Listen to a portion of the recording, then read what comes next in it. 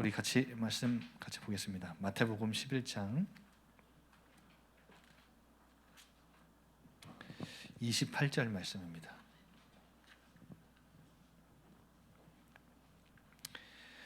우리 한 절이니까 다 같이 한번 한 목소리로 읽어보겠습니다. 수고하고 무거운 짐진 자들아 다 내게로 오라. 내가 너희를 쉬게 하리라. 아멘. 오늘 제목이 복음을 누리는 청년 이렇게 잡았어요. 근데 누린다라고 했을 때는 어떻게 표현할 수 있을까요? 즐긴다라고 표현할 수 있겠죠. 영어로는 enjoy 하다. 게임 즐기시는 분들 많이 계시죠. 게임, TV, 등산, 운동, 연애 이런 거 다 즐기는 거예요. 그런데 저는 이해 못하는 부류긴 한데 공부도 즐기는 친구들이 있더라고요. 이 중에도 계신가요? 네, 있대요. 공부 즐기고 이런 친구들이 많이 있어요. 독서도 즐기고. 근데 이 즐긴다라고 했을 때의 그 느낌은 아시죠?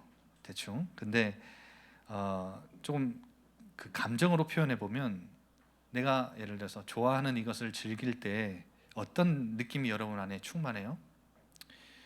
기쁨이 있고 감사가 있고 만족이 있고 또 평안이 있어요. 내가 좋아하는 것을 즐길 때는 그래요. 여러분, 그러면 하나님이 무엇을 즐기셨을까요? 하나님은 가장 먼저 뭘 즐기셨을까요? 뭘 누리셨을까요? 창세기 1장 한번 펴볼래요? 오늘 마태복음은 놔두고 여러분 성경 다 갖고 있으니까 창세기 1장에 보면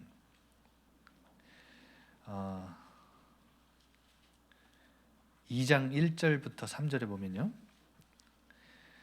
천지와 만물이 다 이루어지니라 하나님이 그가 하시던 일을 일곱째 날에 마치시니 여섯째 날 동안 모든 만물을 창조하셨어요. 그리고 제7일에 쉼을 가지셨다는 거예요. 안식하셨다는 거예요. 그렇죠? 제7일 일곱째 날에 안식하시니라. 3절에 보면 하나님이 그 일곱째 날을 복되게 하사 거룩하게 하셨으니 이는 하나님이 그 창조하시며 만드시던 모든 일을 마치시고 그날에 안식하셨음이니라. 여러분, 여기 나와요. 하나님이 가장 먼저 즐기신 것, 누리신 것이 뭐냐면 바로 안식이에요. 하나님이 누리신 게 안식이에요. 가장 먼저. 그런데 이 제7일 날 안식을 누리셨는데 오늘 3절에 보니까 일곱째 날을 복되게 하셨다 그러죠.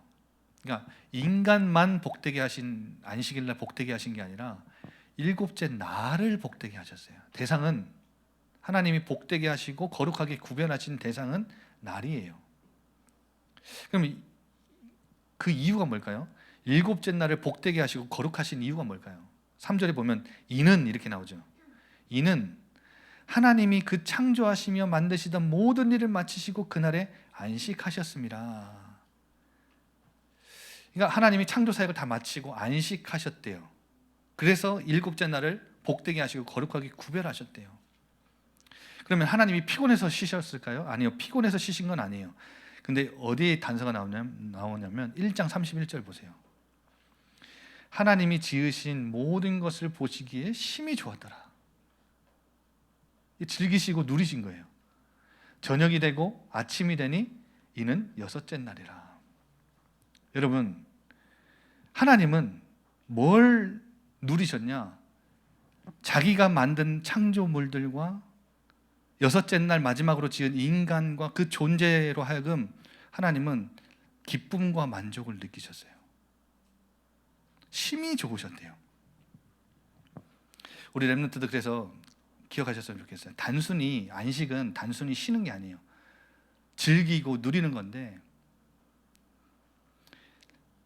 최초 인간 아담과 하와가 여섯째 날 만들어졌잖아요. 그러면 일곱째 날 그 다음 날 바로 뭘 누렸다는 거예요? 창조주의 기쁨과 만족 안에서 안식을 누렸다는 거예요.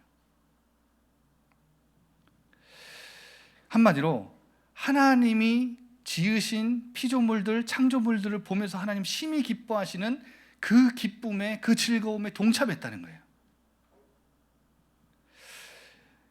여러분, 인간이 가장 먼저 누린 것이 막 열심히 노동하고 땀 흘리고 고통받고 이런 거 아니었어요. 하나님의 기쁨과 즐거움에, 하나님의 만족에 동참했어요. 여러분, 창조의 완성이 한마디로 안식이라는 거예요. 창조의 완성은 안식이에요. 일곱째 날 모든 것을 다 마무리하셨잖아요. 완성을 마무리하셨는데 첫째 날부터 여섯째 날까지 다 지으시고 마지막 날 인간을 지으시고 일곱째 날 쉬셨다니까요. 그래서 창조의 완성은 안식이에요. 하나님은 이 날을 쉬시면서 즐기셨고 기뻐하셨고 만족하셨어요. 심히 좋아하셨어요. 그런데 여러분, 창세기 3장 아담과 하와가 선악과를 따먹고 하나님을 떠난 순간부터 타락의 결과는 뭔지 알아요? 창조의 완성은 안식인데 타락의 결과는 안식을 뺏기고 노동이 시작됐어요. 고통이 시작됐다고요.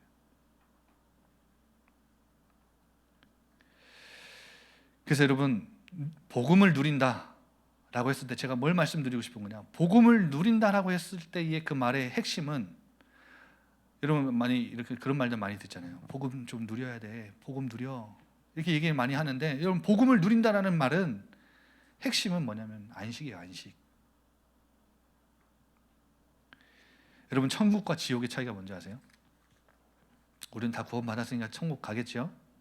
근데 여러분, 천국과 지옥의 결정적인 차이가 뭔지 아세요? 요한계시록 14장 12절에 이렇게 나와요. 요한계시록 14장 11절.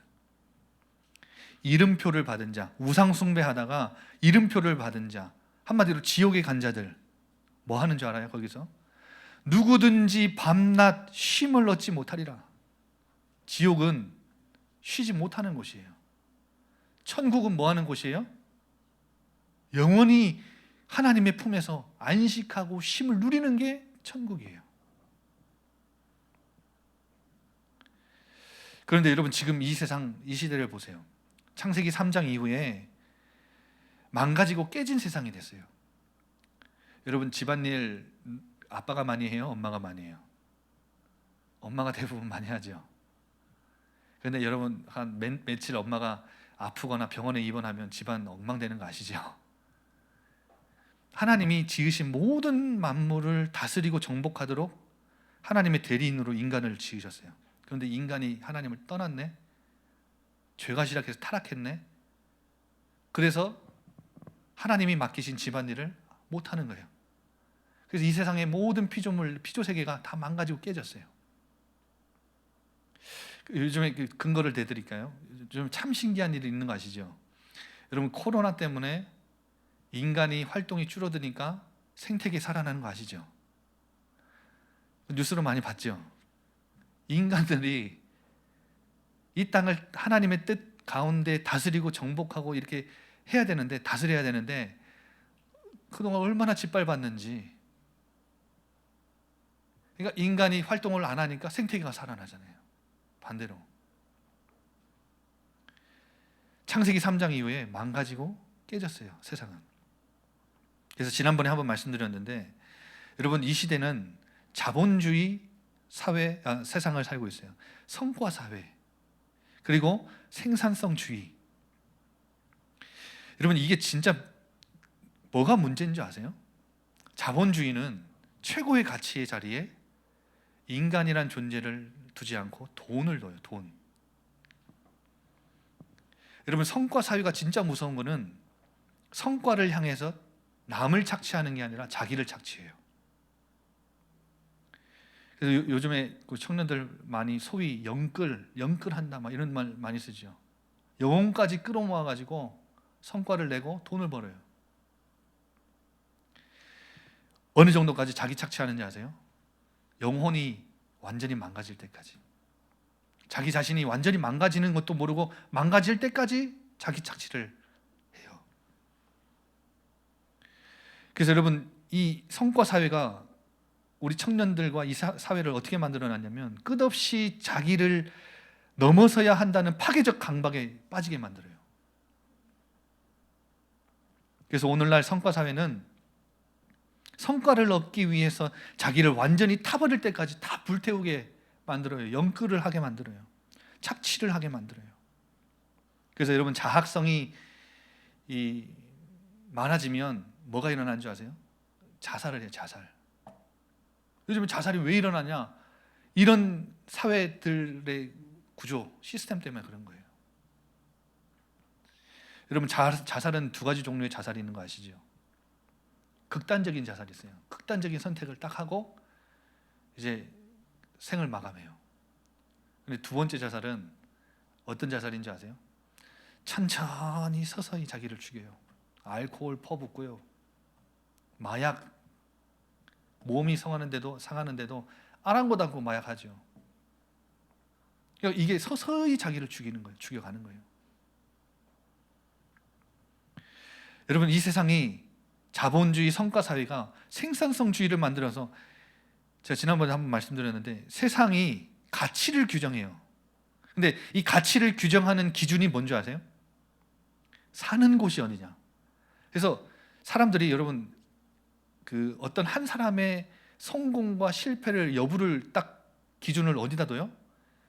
저 사람 저기 봉선동 저기 어디 명품 아파트 산다 그러면 딱 성공한 사람, 딱 그냥 성공한 사람이에요.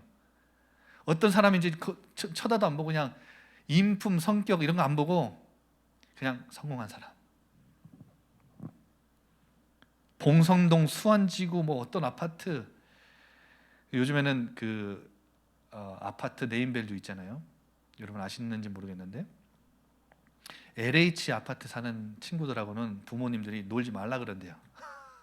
초등학교 사이에서, 초등학생들 사이에서 내내 아파트 LH를 이게 LH 해가지고 네라고 부른대요. 내내 아파트 사는 친구들하고 놀지 마 이런대요. 그리고 여러분, 명품 아파트 사는 분들도 자기들끼리 뭘 판단하는 줄 아세요? 자가니 전세니 이런 거 판단한대요. 그러니까 명품 아파트 안에 사는 사람들끼리도 자가는 자가끼리만 모이고 전세는 전세끼리만 모인대요.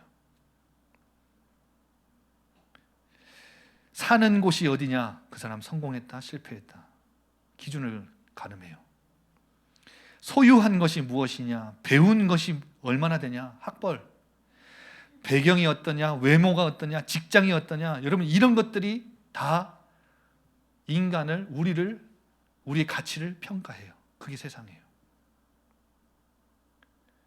여러분, 기독교인은 뭔지 아세요? 이런 세상의 가치 규정, 기준을 저항하는 게 기독교인이에요.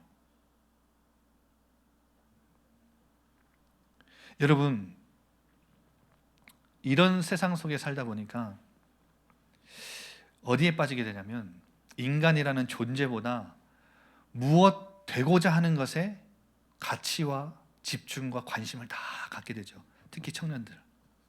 무엇이 되려고, 무엇 때문에, 존재보다 무엇 때문에 더 가치를 둬요. 이거 돼야지, 이거 해야지. 그래서 지난번에 우리 담임 목사님이 한번 그 렘넌트국 헌신 예배 때인가 그때 영상 한번 보여주셨잖아요. 고등학생들 그 인터뷰하는 영상. 거기에 한 렘넌트가 렘넌트 아니죠, 한 아이가 교복을 입고 이제 그 인터뷰를 저는 아직도 그 지워지지가 않아요. 우리 막 이제 대학 올라온 친구들 아마 그럴 수 있어요. 제일 힘든 게 뭐니 물어봤더니 이 친구가 딱 이렇게 인터뷰 때 대답하더라고요. 부모님의 기대. 부모님의 기대가 자기를 얼마나 짓누르는지. 여러분, 이게 엄청나게 부담이 되는 거예요. 부모님들의 시선, 기대 이런 것이. 근데 여러분, 그 부모님들의 속사정을 우리는 잘 사실은 이해를 못해요. 부모가 돼 보지 않으면 부모님들의 마음을 잘 이해할 수가 없지요. 우리 부모님은 우리에게 그 무엇이 되라는 것을 기대를 걸고 있는 것처럼 보이는 것이지, 실제로는 우리 자녀들이 힘든 일을 안 겪었으면 좋겠는 것이 부모의 마음이에요. 그리고 우리 자녀들이 대학도 잘 가고 취직도 잘하고 돈도 벌고 결혼도 하고 자녀도 낳고 반듯한 가정도 이루고 교회도 세우고, 그러니까 그 큰 문제 없이 역경 없이 그냥 잘 자라나 주기를 바라는 마음이 부모의 마음이에요. 그렇죠? 그런데 그 기대가 마치 세상에서의 나의 기준을, 가치를 규정하듯이 부모님도 나를 그렇게 바라본다고 생각하니까 부담이 되고 눌리는 거예요. 근데 부모님은 여러분이 만약에 사고가 나면, 이 세상에서 여러분이 만약에 사고가 나면 돈 안 벌어와도 된다, 뭐 안 해도 된다, 이제까지 너한테 내가 뭐라고 했던 거 다 미안하다, 그냥 사람만 돌아와다오, 이렇게 하죠. 존재 자체의 가치를, 최고 가치를 두는 분들은 여러분에게 있어서 부모밖에 없어요. 그런데 부모님들도 세상을 살다 보니까 그래도 뭔가는 돼야 되잖아요. 뭔가는 해야 되니까 기대를 걸게 되고 잔소리도 하게 되고, 뭐 여러 가지 부모님들의 방식에 따라서 여러분에게 자꾸 표현을 하는 거예요. 그런 부모님들을 여러분 이해할 수 있어야 돼요. 그런데 무엇보다도 제가 말씀드리고 싶은 것은, 존재보다 무엇이 되고자 하는 것에 가치를 두고 관심을 두고 집중을 하다 보면 우리는 뭐에 어떻게 되는 줄 아세요? 물질의 노예가 돼요. 그게 문제인 거예요. 그러면 무엇이 되고자 하는 그것이 목표가 뭐예요? 목적이 뭐예요? 결국 돈이에요. 돈. 여러분, 물질의 노예가 되고 탐욕의 노예가 되고 탐심의 노예가 되는 것, 성경은 하나님보다 먼저 되는 것을, 모든 것을 다 우상이라고 여겨요. 성경은 딱 정확하게 우리에게 기준을 주고 규정한다니까요. 하나님보다 먼저 되는 것, 우선시 되는 것, 그건 뭐가 됐든 우상이야. 여러분, 탐심, 탐욕, 요즘에 우상 숭배 많이 하는 분들 TV 보면, 뭐 해외 가면 볼 수 있어요. 후진국에 가면 비는 우상이고, 선진국에 가면요 마음의 우상이에요. 보이지 않는 우상이라고요. 탐심, 탐욕, 물질, 성공, 명예, 여기에 전부가 노예가 돼가지고 자본주의 사회를, 성과 사회를, 생산성주의 사회를 살고 있어요. 그러니까 내가 뭐가 돼야 되는 거예요. 여기에서 오는 불안과 두려움, 염려, 근심이 얼마나 큰지 아세요? 그래서 쉬지 못하는 거예요. 나로 하여금 쉬지 못하게 만드는 이유가 내가 뭔가 돼야 되니까. 그 이유, 목적은 뭐예요? 노예가 돼 있는 거예요. 그런데 여러분, 저는 우리 예일 청년들에게 도전 하나 드리고 싶어요.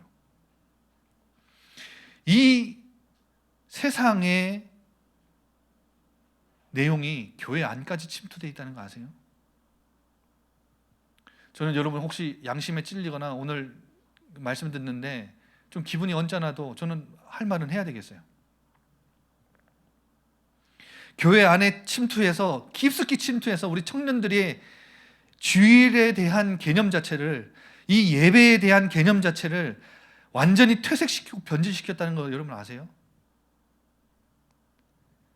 주일날 왜 예배 나왔는데 기분이 안 좋아요? 왜 막 화가 나요? 엄마 때문에 와서? 아빠 때문에 와서? 여러분, 그거 변질된 거예요. 퇴색된 거예요. 여러분, 왜 주일날 교회 왔는데 화가 나는 줄 아세요? 왜 예배 드리는데 이 시간이 아까운 줄 아세요? 노예되어 있기 때문에 그런 거예요. 여러분, 노예예요. 무슨 말이냐? 주일은 수고를 위해 쉬는 날 아니에요. 예를 들어서 오늘 주일이잖아요. 내일부터 월요일이에요. 여러분 열심히 공부하고 또 직장 가고 알바 뛰고 열심히 살아야 돼요.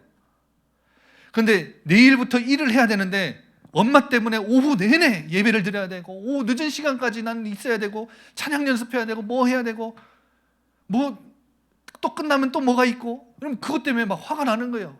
쉬어야 되는데, 내일부터 일해야 되는데, 엄마는 나를 몰라준다고. 수고를 위해 쉬는 날 아니라니까요. 변질된 거예요. 그게 세상 것이 우리에게 들어온 거예요. 그리고 여러분, 기력 회복하는 날 아니에요. 주일은, 오늘 이 일요일은 기력 회복하는 날 아니에요. 쉬는 날이 아니라고요. 이 주일은 능률 높이는 날도 아니에요. 다른 친구들, 여러분 주일날 공부하는 친구들 많이 있죠. 불신자들은 열심히 공부해요. 근데 나는 주일날 와서 공부 안 하고 예배 드려야 되니까, 하루 종일 있어야 되니까 화나죠. 난 뒤처지는 것 같은데. 특히 부모님 중에 아빠가 신앙생활을 안 하는 친구들 있죠. 그 친구들은 제가 볼 때 오늘 제 메시지를 듣고 굉장히 마음에 많이 찔릴 거예요. 왜? 엄마 때문에 억지로 왔거든요. 화가 나요. 여러분 솔직하게 말씀해 보세요. 아버지가 신앙생활을 안 하는, 혹은 어머니가 신앙생활을 안 하는 부모님이 있으면, 여러분 주일날 뭔가를 시간을 선택해야 된다고 할 때, 어디다가 내 시간을 투자해야 될지 선택해야 된다고 할 때, 여러분 엄마가 좋으세요? 아빠가 좋으세요? 아마 교회 가라고 하는 엄마보다 불신자 아빠 말이 더 솔깃할 거예요. 아빠가 더 좋을 거예요. 왜냐?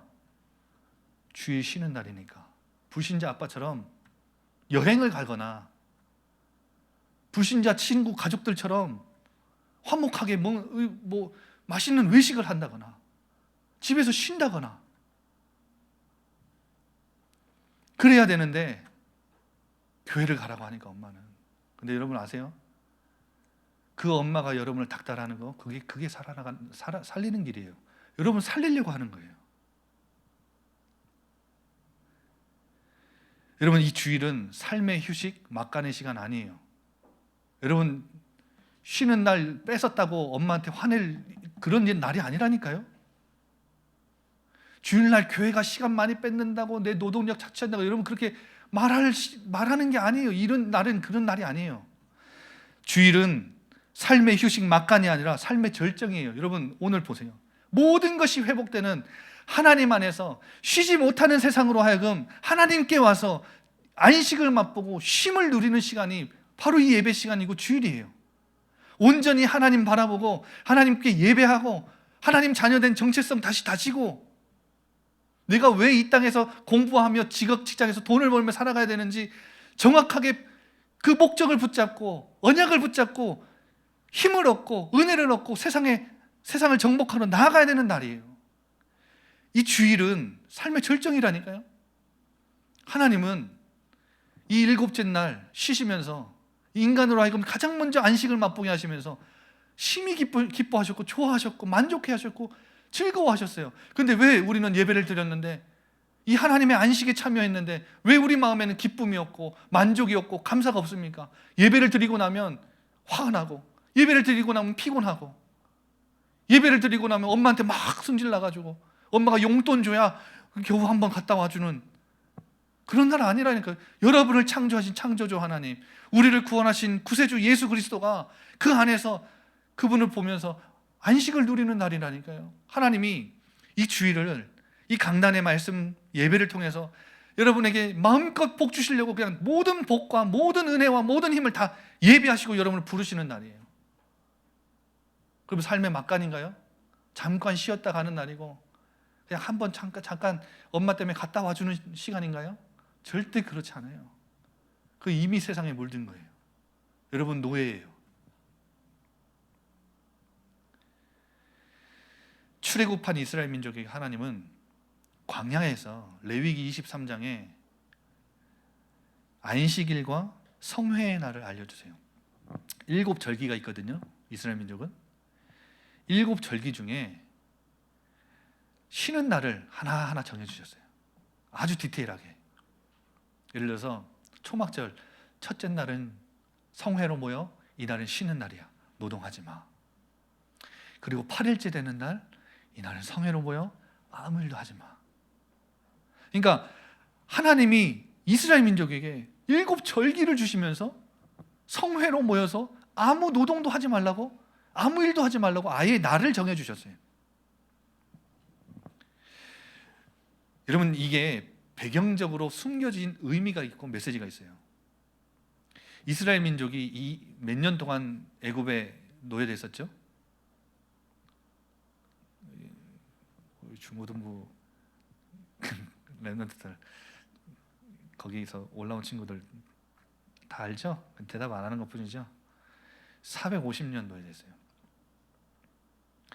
여러분 430년 동안 애굽의 노예가 됐는데, 노예는 쉬는 날이 있어요? 없어요? 없죠. 이스라엘 민족은 한 번도 쉬어본 적이 없는 민족이에요. 그래서 이들에게 날짜를 정해주시면서 쉬는 날까지 지정해 주신 것은 무슨 의미가 있을까요?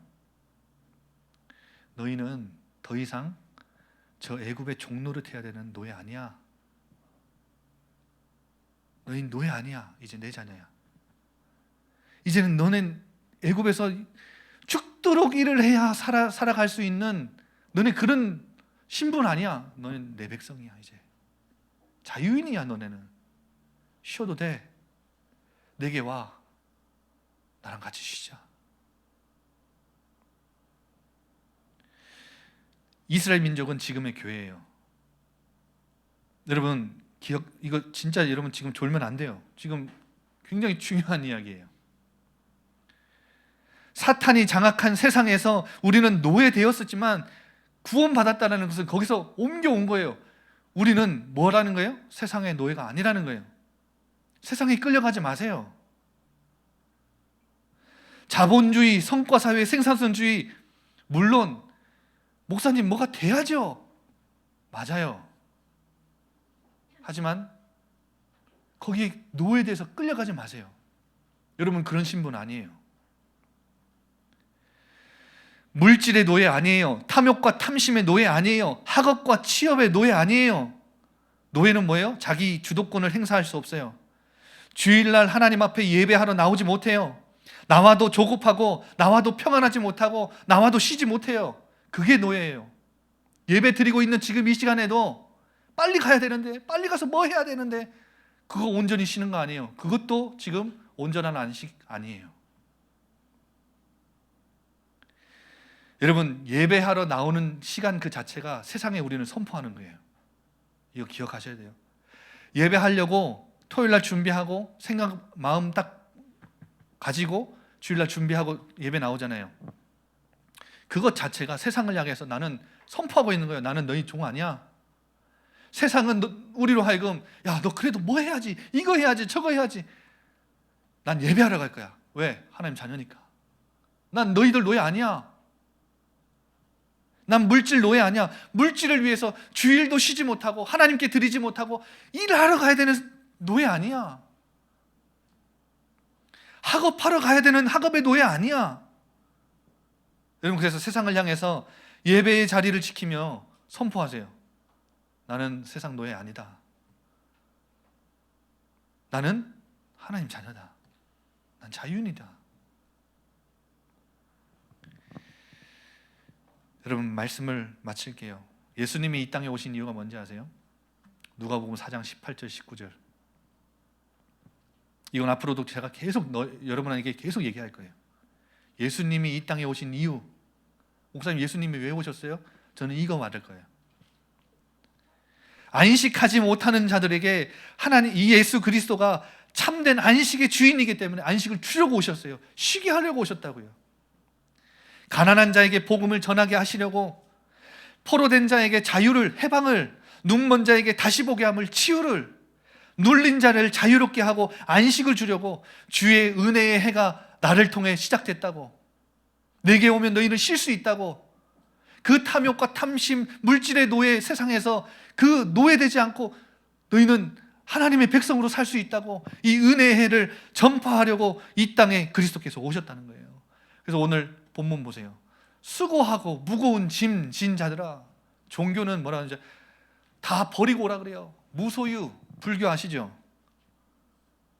스님들 무소유 외치면서 뒤로 다 자기 물건 챙기는 거 아시죠? 한마디로 스님들도 무소유는 이야기는 하지만 이게 현실적으로는 불가능하다는 거예요.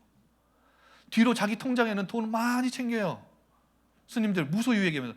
왜냐? 탐심과 탐욕이 모든 죄의 근원이라고 얘기를 해요. 불교는 다 버려야 열반의 대열에 설 수 있다고 말해요. 근데 주님은 우리 인간을 지으신 창조주시기 때문에 우리를 너무 잘 아세요. 그렇게 못할 거 아시기 때문에 뭐라고 하세요? 수고하고 무거운 짐 진 자들아, 그냥 내게 와. 그거 가지고 와.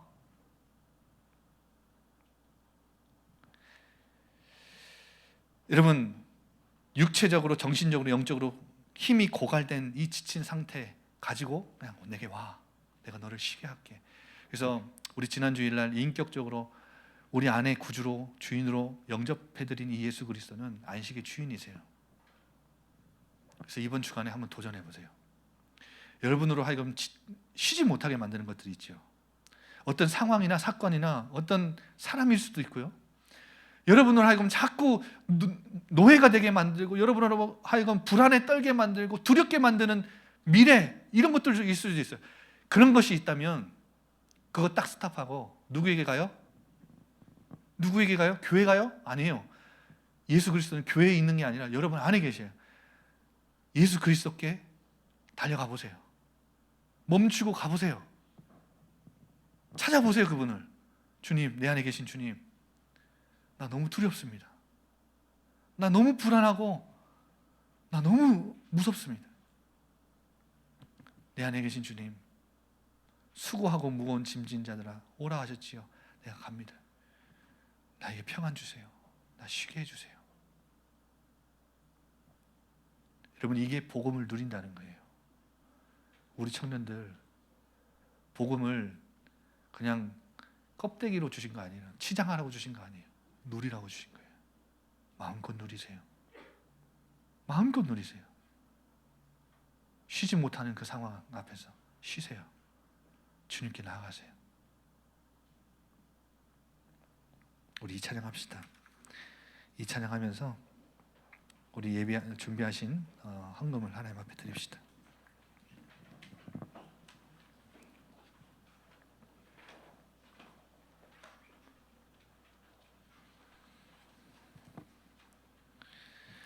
어떤 분에게는 미래일 수 있고요. 어떤 분에게는 건강일 수 있어요.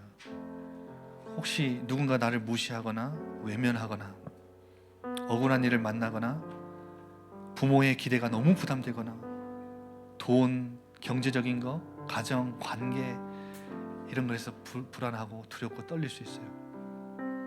우리 주님께 달려가세요. 우리 주님은 여러분에게 안식을 주실 거예요. 쉼을 주실 거예요. 이제 다 같이 내 마음에 평안이 넘치네, 다 같이 찬양합시다.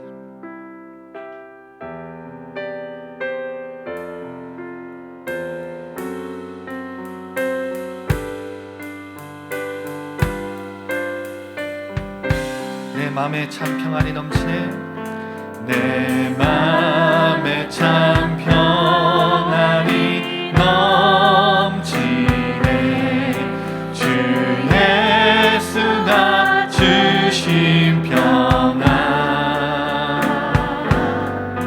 내 모든 죄 대신 지신 예수님, 나를 늘 인도하시네. 2절합니다. 내 맘에 참 기쁨이, 내 맘에 참 기쁨이 넘치네. 주 예수께 달려가면 우리 주님이 예비하신 평안과 기쁨을 누릴 수 있습니다. 여러분, 내 모든 것 해결하신 예수, 나의 참 소망 되시네, 나의 참 소망 되시네. 어려운 환난 가운데 나 두렵지 않음을, 내가 어딜 가나 무엇하나 주님이 함께 하십니다. 하시네. 참 평안, 참 기쁨, 참 감사가 내 맘에 넘치네. 임마누엘 함께 하시니, 나가는 길에 두려움 없네. 내 맘에 참 감사가, 내 맘에 참 감사가 넘치네. 주 예수가 주신 감사, 죄악에서 날 구원하시고, 죄악에서 날 구원하시고, 나를 자녀로 삼으셨습니다. 이 자녀의 신분이 얼마나 큰 크고 놀라운지 아십니까? 어려운 환난